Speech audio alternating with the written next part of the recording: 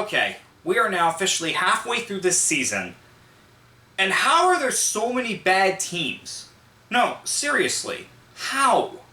Have you seen how many teams have 2 or fewer wins? That should not be possible. Let's talk about these games.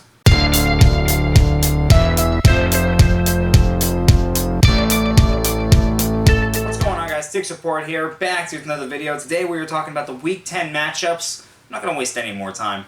Let's start. Okay, Cincinnati's taking on Baltimore in the Thursday night matchup. For Cincinnati, they win this game. They're back to 500, which is big for them, considering how they started.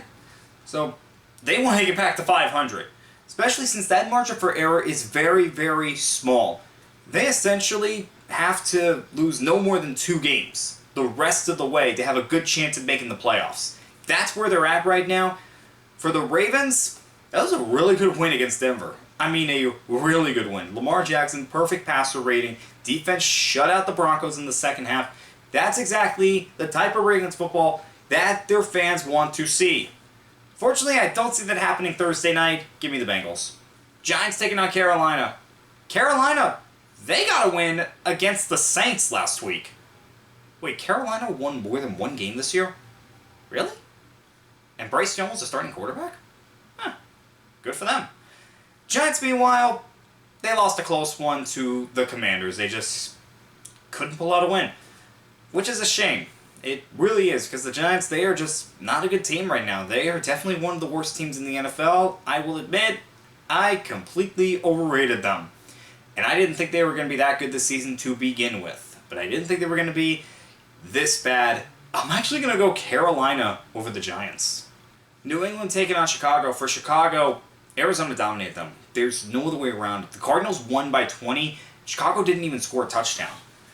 And that's not good for this team. This team looked very strong, and now the last 2 games have not been good for them. They got to get back on track. For New England, they lost in overtime to the Titans. That's all I have to say. Although Drake May, with that last drive in the 4th quarter, that was impressive. That really was impressive. So, Drake May definitely showing that he can be a franchise quarterback for the New England Patriots. For this game, give me Chicago. Buffalo taking on Indianapolis. Buffalo's hit their stride on offense. I mean, they are performing really well on offense. Defense still needs some work, though. It still does, because Miami, they should not have tied that game late in the 4th quarter, I'll be honest. I don't think they should have. Meanwhile, for Indianapolis, I mean, this is a team that is very inconsistent. I mean, one week they're looking great, the next week they're not looking as great. Give me Buffalo. Minnesota taking on Jacksonville. Minnesota, they're coming off a win Sunday night against the Colts. Meanwhile, for Jacksonville, I mean, I did not expect this team to perform as they have been performing. I thought they were going to be the biggest challengers to the Texans this year, but that's been far from the case. They have just not played well. Give me the Vikings. Denver taking on Kansas City. For Denver, not a great showing against the Ravens. Not a great showing. However, the Bo Nix touchdown catch, that was cool. Always love seeing when a quarterback does that. Meanwhile, for the Chiefs, yeah, they're still undefeated, and I still have them not losing a game this entire year. Give me the Chiefs. Atlanta taking on New Orleans. For New Orleans, Dennis Allen, gone. Marshawn Lattimore, traded. This team is doing exactly what they should have done 3 years ago. Start to do a rebuild. That's exactly what they're doing right now, and hopefully it works out for them. Meanwhile, for the Falcons, they are playing like the best team in the NFC South, and I have them beating the Saints. San Francisco taking on Tampa Bay. Tampa Bay, they need this win. Alright, they absolutely need this win to stay in with the Falcons for the division. If they want to have a chance to win this division, they have to win this game against San Francisco. And San Francisco, it's been a rough season for them with all the injuries that they've had, and they're still 500. And they could potentially get Christian McCaffrey back either this week, next week. They could get him back soon. That's the point. Give me San Francisco. Pittsburgh taking on Washington. Pittsburgh, they were busy at the trade deadline. Traded for both Preston Smith and Mike Williams. Hopefully that works out for them, because those were 2 areas that they definitely needed to improve on.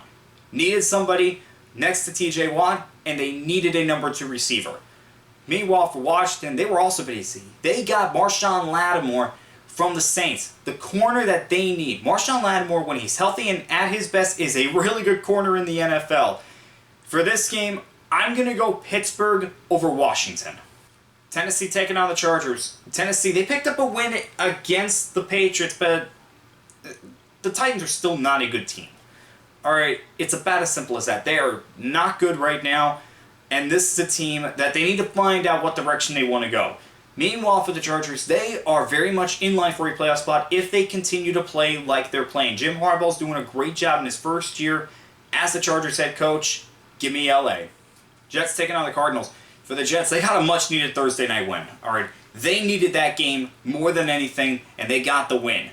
Meanwhile, for the Cardinals, well, I talked about it. They won by 20 points to Chicago. The Cardinals, they are in it for this division. I don't think a lot of us saw that coming when the season started, that the Cardinals would be in contention for the NFC West. And I'm going to have them over the Jets. Philadelphia taking on Dallas. Dallas, man, this team really has fallen off the edge of a cliff. I mean, somehow they're still 4-4, but it just doesn't feel like they should be. It just feels like this team isn't as good as their record entails.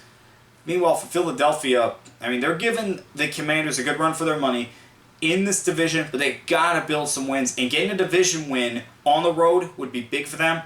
I'm going with the Eagles over the Cowboys. Detroit taking on Houston.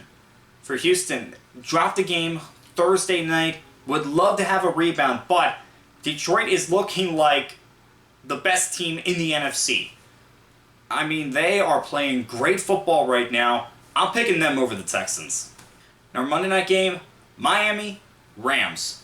For Miami, getting Tua back. That offense did very well last week. Unfortunately, the defense, not so much.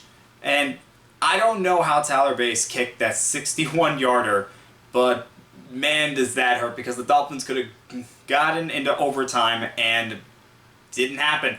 That was an amazing kick. It really was. But really for Miami right now, it's just like the Bengals. They have no margin for error, even less than what the Bengals have. That's essentially what we have. They need this probably more than any other team this week. They need to get this win. Meanwhile, for the Rams, it's been a struggle for them. They've been hit with injuries just as much as the 49ers have. I'm going to go with the Rams over the Dolphins. Alright guys, those were my picks for Week 10. Let me know what you think down in the comments below. As always, I'll see you guys next time.